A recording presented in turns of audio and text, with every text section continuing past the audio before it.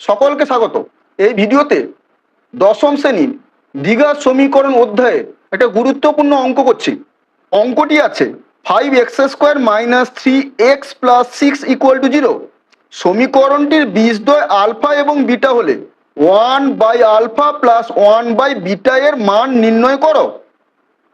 উত্তরে হবে প্রদত্ত দ্বিঘাত সমীকরণটি হলো 5x² - 3x + 6 = 0। এখানে বীজদ্বয় কি আছে? আলফা এবং বিটা। তাহলে বীজদ্বয় আলফা এবং বিটা। তাহলে বীজ দুটির সমষ্টি আলফা প্লাস বিটা সমান কি হয়? -b/a হয়। তাহলে এখানে মাইনাস বি এর মান -3 এর মান হচ্ছে 5। তাহলে এখান থেকে পাবো 3/5। এবং বীজ দুটির গুণফল আলফা বিটা ইকুয়াল c/a হয়। তাহলে এখানে c এর মান 6, এর মান কত? 5।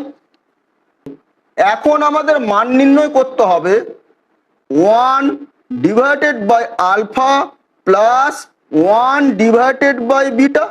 তাহলে লসাগু করে দিলে আমরা পেয়ে যাব আলফা বিটা। তাহলে এখানে আসবে alpha plus beta. Alpha plus বিটার মান হচ্ছে 3/5 ডিভাইডেড বাই আলফা বিটার মান 6/5 ইকুয়াল টু আমরা লিখে ফেলতে পারি 3/5 ইন্টু 5/6। 5 কেটে গেছে, 3 একে 3, 3 দুনে 6 সমান আমরা পেয়ে গেছি 1/2। তাহলে এখান থেকে আমরা উত্তরে পেলাম 1/α + 1/β = 1/2।